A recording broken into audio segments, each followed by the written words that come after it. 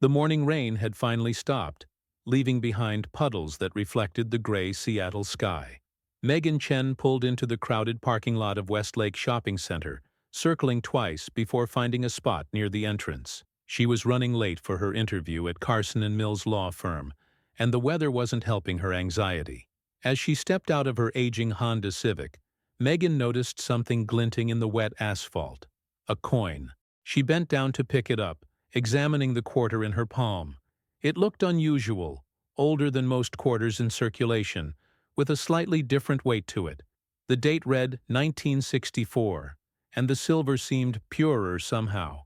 Probably nothing special, she thought, about to slip it into her pocket when something made her pause. Her grandfather had collected coins, and she remembered him once mentioning that quarters from before 1965 were made of real silver. Was this one of those? She couldn't be sure, but the thought triggered a memory of her grandfather's weathered hands sorting through his collection on Sunday afternoons. Megan checked her watch, 8:43 a.m. Her interview was at 9 u, and she needed to find the office. On impulse, she placed the quarter on the concrete barrier at the head of her parking space. Her grandfather always said finding money was good luck, and maybe leaving it for someone else would pass that luck along. She needed all the good karma she could get today. "Let someone else have a bit of luck," she murmured, adjusting her blazer and grabbing her portfolio from the passenger seat. The interview went better than expected. Mr. Carson, a stern-looking man in his 60s, seemed impressed with her paralegal certifications and previous experience. They discussed the firm's focus on corporate litigation and the possibility of Megan eventually pursuing law school while working for them. "We need someone who can start immediately," Mr. Carson said, tapping his pen against his legal pad. "Our previous paralegal left rather suddenly, and we're drowning in casework." "I can start whenever you need me," Megan replied, trying not to sound too eager. After 6 months of unemployment following her move from Chicago to Seattle, her savings were nearly depleted. By the time she left the office building, it was past noon, and the sun had broken through the clouds. Megan felt cautiously optimistic as she walked back to her car, mentally calculating how long she could stretch her remaining funds if she didn't get the job. She almost didn't notice the man standing near her car until she was about 20 feet away. He was examining something in his hand, looking puzzled. As she approached, he looked up at her, his expression brightening. "Excuse me," he said, holding up the quarter she'd left earlier. "Is this yours? I saw you park here this morning." He was tall with salt and pepper hair, dressed in a dark blue suit that suggested law enforcement or security. Megan hesitated, unsure why he'd been watching her car. "I found it on the ground and left it there," she said. "It's not mine." The man nodded, studying the coin more closely. "Do you know what you found? This is a 1964 silver quarter. Depending on its condition, it could be worth quite a bit more than 25 cents. Really?" Megan's interest was piqued, remembering her grandfather's collection. "I thought it might be silver, but I wasn't sure." "I'm Daniel Barrett," he said, extending his hand. "I work with the Seattle PD, but I'm also a coin collector. Mind if I ask why you left it instead of keeping it?" Megan shook his hand, noticing his firm grip and the police badge clipped to his belt. "Megan Chen. I guess I thought it might bring someone else good luck. My grandfather collected coins, and it reminded me of him." Daniel smiled, the corners of his eyes crinkling. "Well, that's quite a coincidence. The reason I noticed is because we've had reports of counterfeit coins being circulated in this area. But this one's genuine." He flipped it in the air and caught it. "Would you like it back? Finders keepers, after all." "No, you keep it," Megan said, unlocking her car. "Consider it good luck." "Thanks."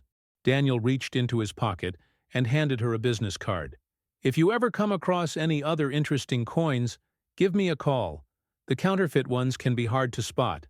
Megan took the card, thanked him, and got into her car. As she drove away, she glanced in her rearview mirror and saw Daniel still standing in the parking lot, examining the coin. That evening, as Megan was preparing a simple dinner of pasta and jarred sauce in her small apartment, her phone rang. It was Mr. Carson offering her the position at the law firm with a starting date of the following Monday. She accepted immediately, relief washing over her. Maybe leaving that coin had brought her good luck after all. As she was about to hang up, Mr. Carson added, "By the way, a detective from Seattle PD called the office asking about you. Said it was routine, but I thought you should know." Megan's stomach tightened. "Did he say what it was about?" "No, just that they were following up on something. Everything okay?" "Yes, of course," Megan said, trying to keep her voice steady. "Probably just a background check or something." After ending the call, Megan sat on her sofa staring at Daniel Barrett's business card. Why would he be calling her new employer? It couldn't just be about the coin.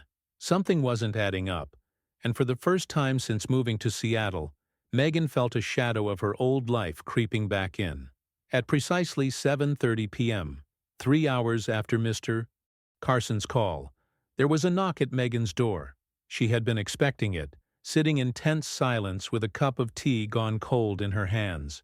When she peered through the peephole, she saw Daniel Barrett standing in the hallway, still in his blue suit but now with a leather folder tucked under his arm. Megan took a deep breath and opened the door. "Detective Barrett," she said, trying to keep her voice neutral. "I wasn't expecting to see you again so soon." "Ms. Chen," he replied with a nod. "Sorry to drop by unannounced. Do you have a few minutes to talk?" She hesitated, then stepped aside to let him in. Her apartment was small, a one-bedroom unit in an older building in Belltown. She decorated sparsely with second-hand furniture and a few plants, not wanting to put down roots until she was sure she'd stay in Seattle.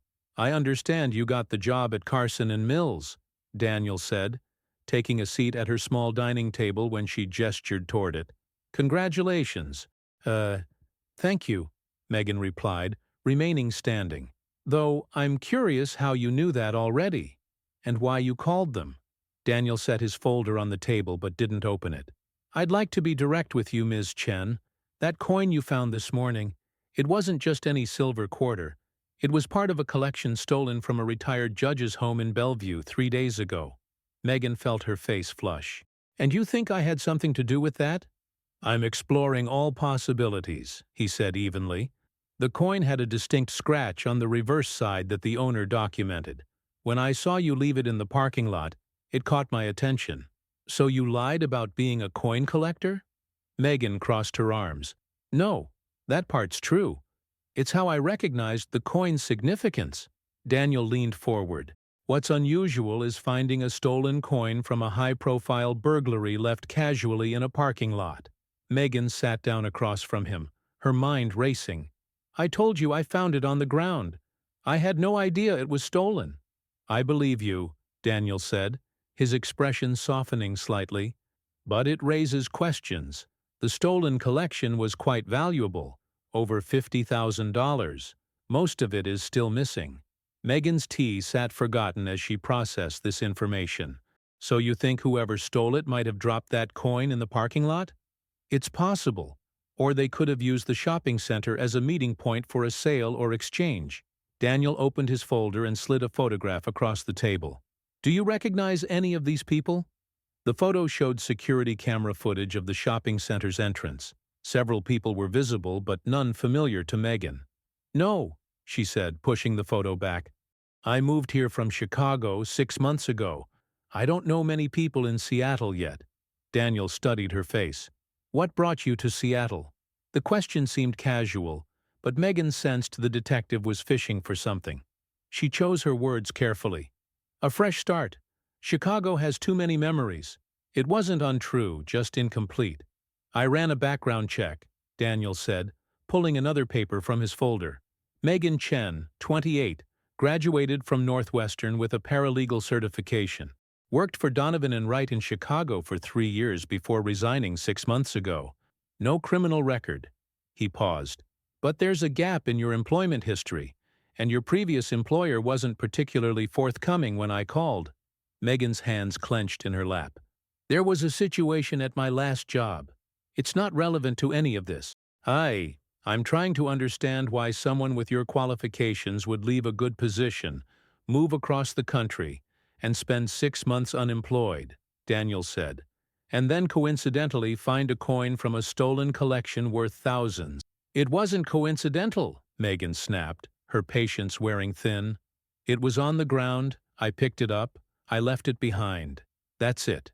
Whatever happened at my last job has nothing to do with a coin or a burglary." Daniel watched her for a long moment, then nodded. "All right, but I still need to know where you were 3 nights ago, between 10 p.m. and 2 a.m. "Here," Megan said without hesitation. "Alone. I was applying for jobs online until around midnight, then went to bed." "Can anyone verify that?" "No. I live alone, and I didn't speak to anyone that night." Megan stood up and walked to her kitchen counter, needing to put some distance between them. "Detective, I understand you're doing your job, but I had nothing to do with any burglary. I found a coin and left it behind. End of story." Daniel closed his folder and stood as well. "I appreciate your cooperation, Ms. Chen. I'll be in touch if I have any more questions." As he moved toward the door, he paused. "One more thing. Did you notice anyone unusual in the parking lot this morning? Someone watching cars or hanging around without shopping?" Megan thought for a moment, then shook her head. "No, I was focused on getting to my interview." Daniel handed her another business card. "If you remember anything or if anyone contacts you about coins or collectibles, please call me, day or night." After he left, Megan locked the door and leaned against it, closing her eyes. The shadows of her past in Chicago were supposed to stay there, not follow her to Seattle. Now, a random coin had put her on the radar of local law enforcement, just when she was starting to rebuild her life. She pulled out her phone and hesitated, then dialed a number she hadn't called in months. "Lisa? It's Megan. I think I might be in trouble again." The next morning, Megan woke to her phone buzzing insistently. It was 6:17 a.m., and Lisa was calling back. "I've been researching all night," Lisa said without preamble when Megan answered. "Your detective friend is legitimate. Daniel Barrett, 15 years with Seattle PD, last 5 in major crimes. Good conviction record, clean history." "He's not my friend," Megan mumbled, sitting up in bed. Lisa had always been like this, efficient, direct, and somehow functioning on minimal sleep. It had made her an excellent paralegal colleague in Chicago. "And I never doubted he was a real detective." "Well, the burglary is real too," Lisa continued. "Judge Robert Whitman, retired from the Ninth Circuit Court of Appeals. His home in Bellevue was broken into 3 nights ago. Among the items stolen was a coin collection valued at approximately $57,000.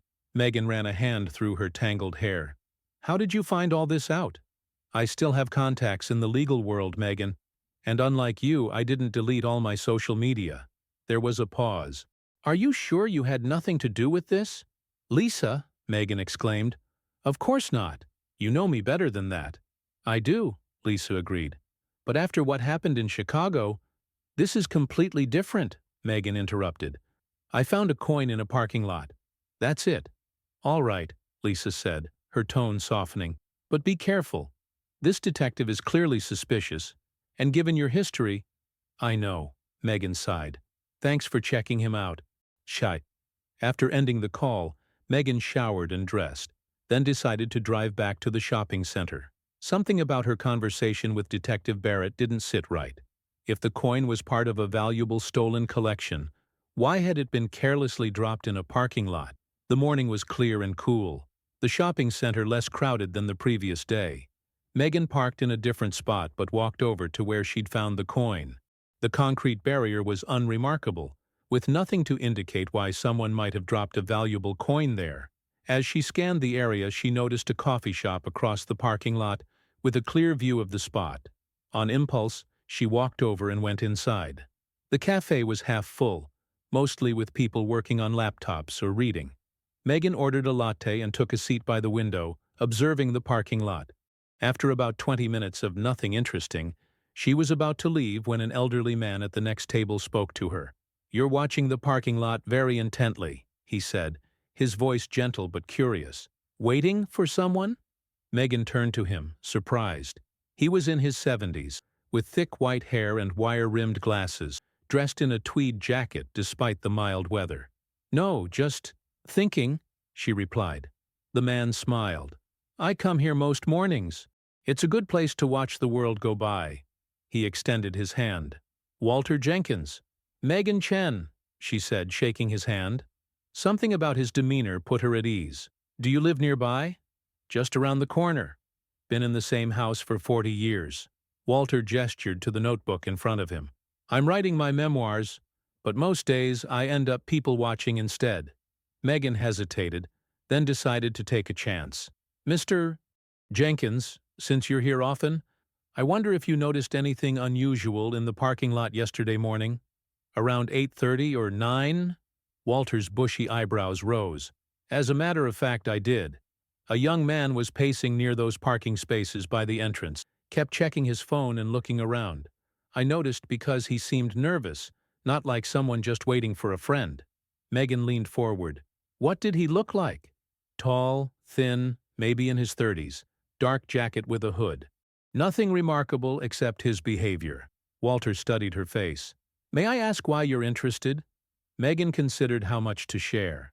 I found something valuable in the parking lot yesterday, and now the police are involved. They think it might be connected to a recent theft. Walter's eyes widened. How fascinating! Like a mystery novel unfolding right here in our shopping center. He tapped his notebook.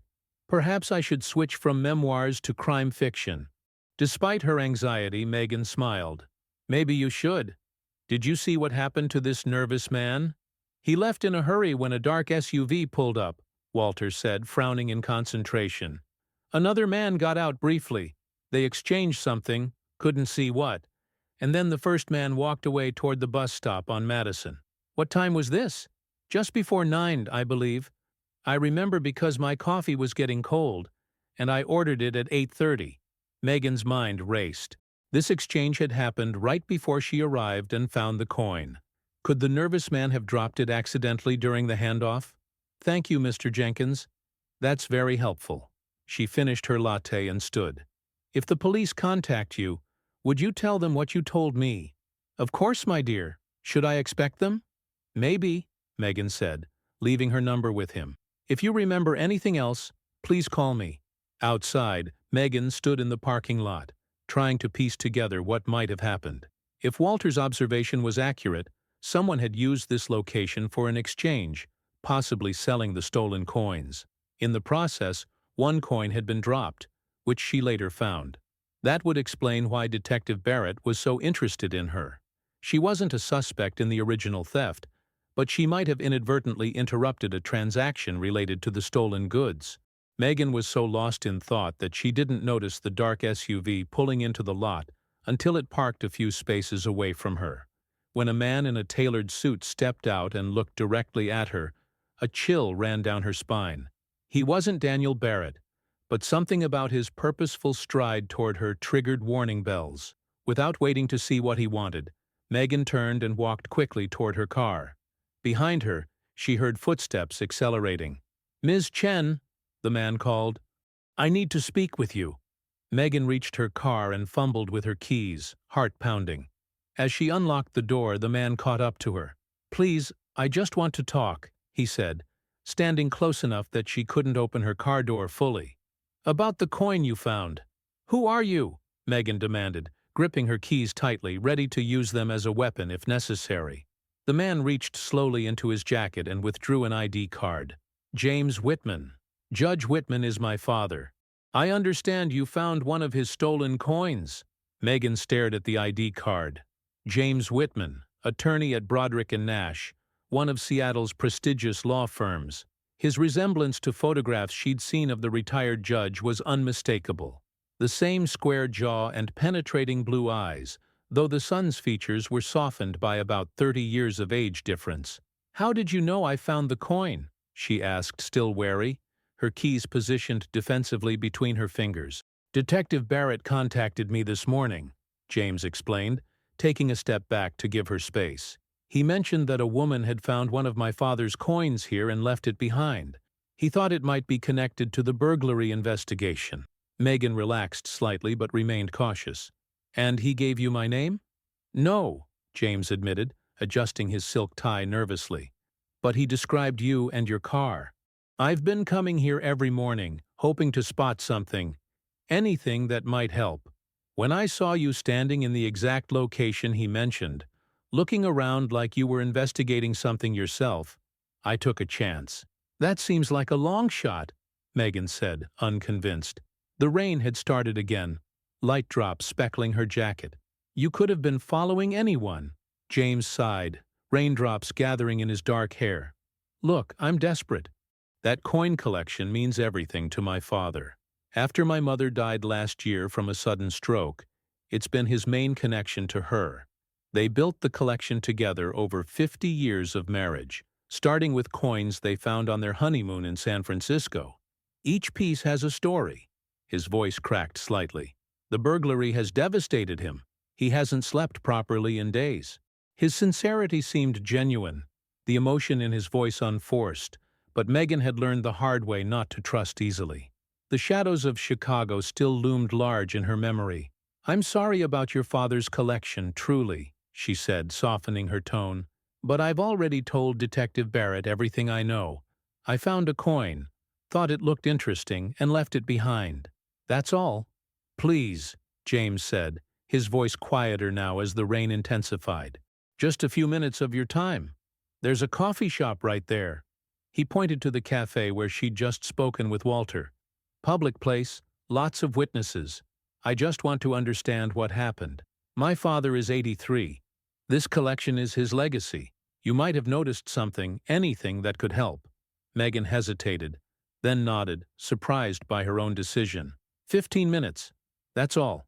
Inside the cafe, Walter Jenkins was still at his table, eyebrows rising with interest as Megan returned with James. He gave her a subtle thumbs up that made her smile despite her tension. They took a table in the corner, away from other customers but still visible to Walter, who Megan noticed was now openly watching them while pretending to write in his notebook. The cafe smelled of fresh pastries and espresso, a comforting contrast to the anxiety Megan had been feeling since Detective Barrett's visit. The detective said you left the coin on a concrete barrier, James began after they'd ordered coffee, warming his hands on the ceramic mug. Why would you do that? Most people would just pocket it. Megan explained about finding the coin, her grandfather's collection, and her impulsive decision to leave it for someone else. She found herself sharing details about her grandfather, his patient hands teaching her to examine coins for mint marks, the magnifying glass he'd gifted her on her 10th birthday. If I'd known it was stolen, I would have turned it in immediately, she added. I'd never want to be part of something like that, even accidentally. James studied her, his expression thoughtful, the resemblance to his father even more apparent in the cafe's warm lighting. Barrett believes the thieves were using this location to sell the coins. He thinks you might have interrupted a transaction without realizing it. That's what I was thinking too, Megan said, surprised by his openness. An elderly gentleman who sits in this cafe regularly told me he saw two men exchanging something here yesterday morning, right before I arrived. James straightened in his chair, suddenly alert. Someone witnessed the exchange? Barrett didn't mention that. Seika, no, I just spoke with him this morning, Megan explained, nodding toward Walter. That's him over there, Walter Jenkins. He comes here most days to work on his memoirs and people watch. He says one nervous man was waiting, then another arrived in a dark SUV.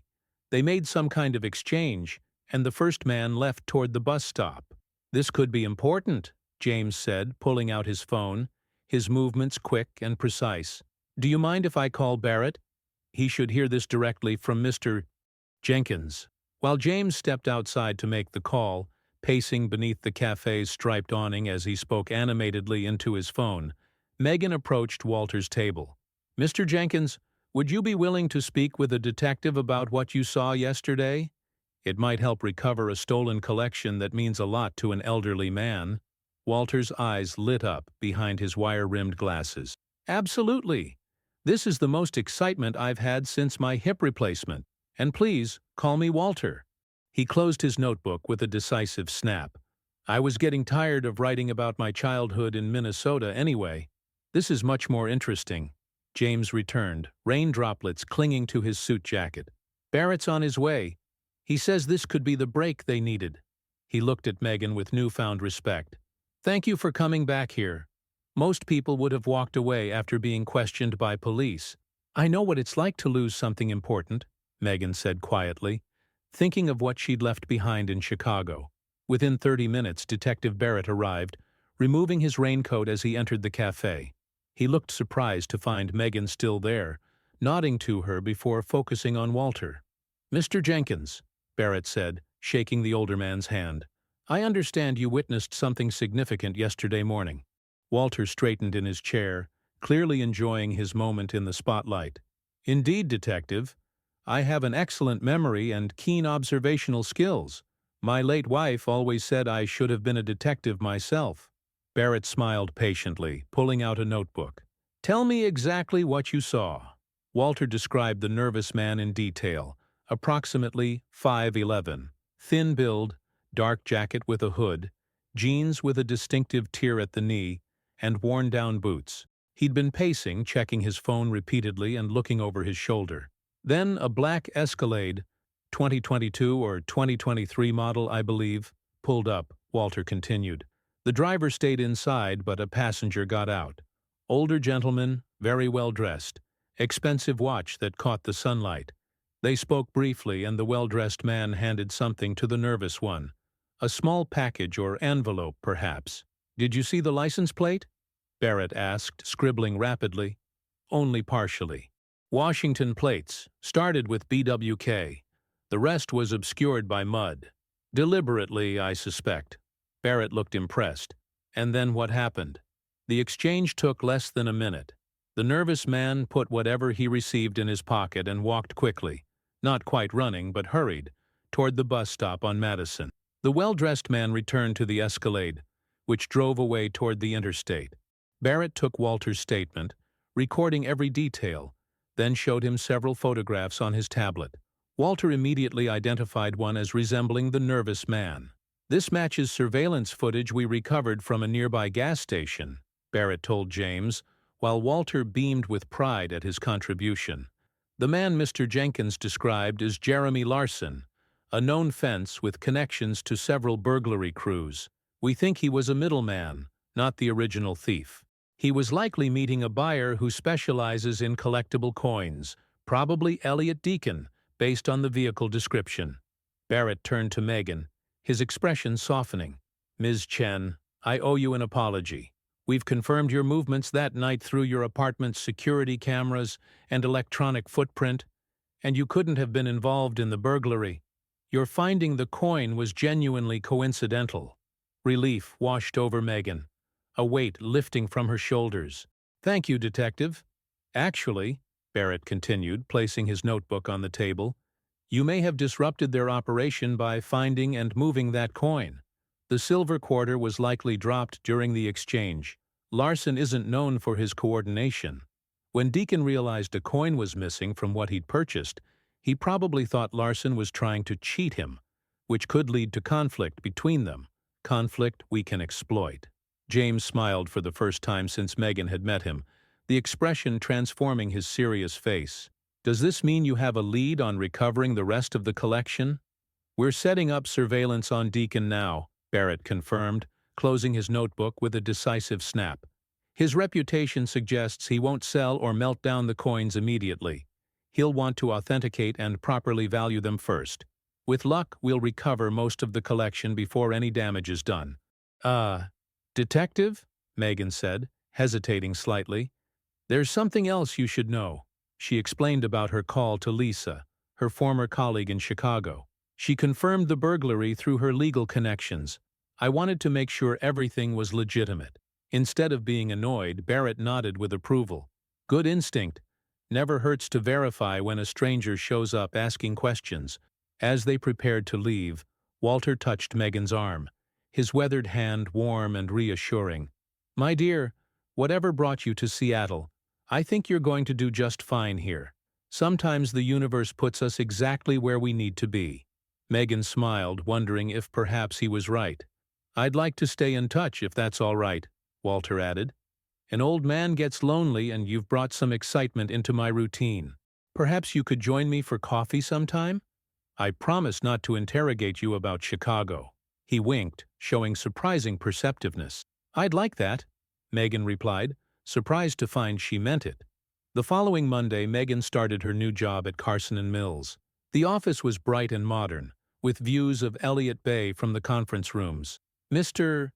Carson introduced her to the team, and by lunchtime, she was already deep into case files, feeling the familiar satisfaction of legal work. As she settled into her desk after lunch, organizing supplies and personalizing her workspace with a small plant she'd purchased over the weekend, her phone buzzed with a text from an unknown number. "Ms. Chen, thought you'd want to know. We recovered 90% of Judge Whitman's collection last night. Deacon led us straight to his secure storage facility. 3 arrests pending, including the original burglars. Your good deeds set everything in motion. Judge Whitman is ecstatic. Barrett." Megan stared at the message, a warm feeling spreading through her chest. It had been so long since she'd felt like she'd made a positive difference in someone's life. Minutes later, another text arrived, this one from James Whitman. "My father would like to meet you. Dinner this weekend? He insists on thanking the woman who helped recover his memories. The Fireside Grill, Saturday at 7? He's also a Northwestern alum and wants to hear about your time there. James?" Megan hesitated, then typed back a simple, "I'd be honored. See you Saturday." That evening, as Megan walked to her car after work, the setting sun breaking through clouds to cast golden light across the wet pavement, she noticed something gleaming on the ground near her feet. A dime, ordinary and unremarkable. She picked it up, examining it in the fading light. Not silver, not valuable, just 10 cents, with a well-worn face of Roosevelt staring back at her. She smiled, and placed it carefully on a nearby ledge, high enough to be seen but not to fall off. Someone else's luck was about to change. Maybe it would be Walter finding it tomorrow on his way to the cafe, or perhaps one of her new colleagues rushing to court, or a stranger who needed a small reminder that unexpected discoveries could lead to new beginnings. As she drove home through the Seattle traffic, Megan felt something she hadn't experienced in months, a sense of belonging, of things falling into place. The shadows from Chicago seemed lighter somehow, less threatening. They would never fully disappear, she knew that, but perhaps here, in this rainy city 3,000 miles from her past, she could build something new. She would meet Walter for coffee on Wednesday, as they'd arranged. She would have dinner with the Whitmans on Saturday. She would excel at her new job, maybe eventually apply to law school as Mr. Carson had suggested. And it had all started with a coin in a parking lot, a small shining object that had changed the trajectory of her life in ways she never could have imagined. Sometimes the smallest decisions had the biggest ripples, touching lives in unexpected ways. Megan smiled at the thought, turning her car toward home as the first stars appeared in the clearing sky above Seattle.